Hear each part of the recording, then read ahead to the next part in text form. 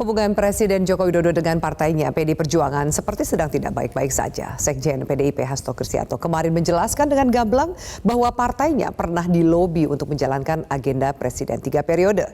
Mengapa PDIP membuka sejumlah sosok yang berada di balik gagasan 3 periode ini? Apakah tidak berdampak negatif terhadap hubungan partai dengan Presiden?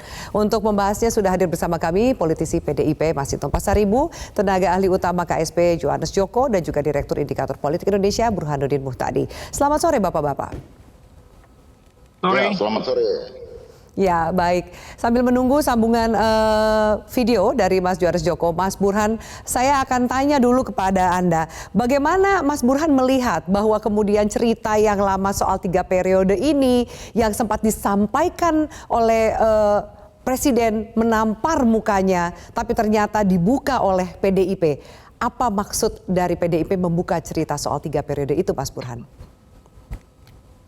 Saya kira kita akan makin terbiasa hubungan antara PDI Perjuangan dengan Istana makin tidak sedang baik-baik saja. Jadi isu ini merupakan puncak atau mungkin bagian dari kejengkelan PDI Perjuangan karena Presiden Jokowi mengizinkan putranya sebagai cawapres Pak Prabowo.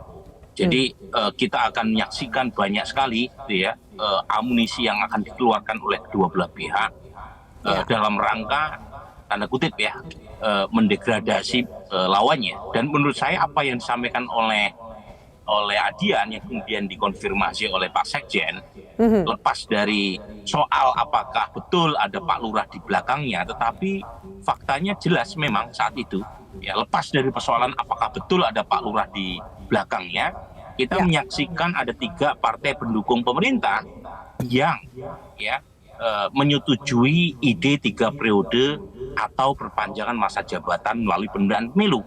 Ada Ketua Umum Golkar saat itu Erlangga Hartarto, kemudian Ketua Umum PKB Muhaimin Iskandar, dan Ketua Umum PAN Zulkifli Hasan. Dan beberapa menteri, kalau kita Google itu mudah sekali kita mendapatkan pernyataan informasi. Misalnya dari Pak Bahlil, kemudian pernyataan dari Pak Luhut mengenai big data 150 juta dan seterusnya.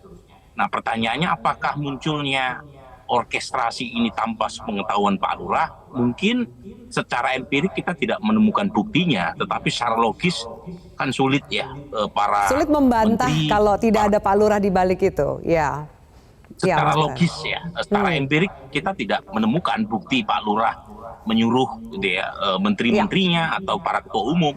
Tapi secara logis kan sulit orkestrasi itu tanpa minimal sepengetahuan Pak Lurah. Tapi mengapa Presiden pada saat itu mengatakan orang yang ingin wacana 3 periode itu menjerumuskan bahkan menampar dirinya. Sementara tadi Mas Burhan katakan kalau kita lihat juga orkestrasi itu berjalan cukup rapi. Lobby awal bahkan sudah dilakukan minimal ke PDIP seperti yang disampaikan oleh Mas Hasto. Gini, pernyataan menampar muka atau menjerumuskan itu pernyataan sebelum 3 ketua umum partai pendukung pemerintah mengeluarkan pernyataan.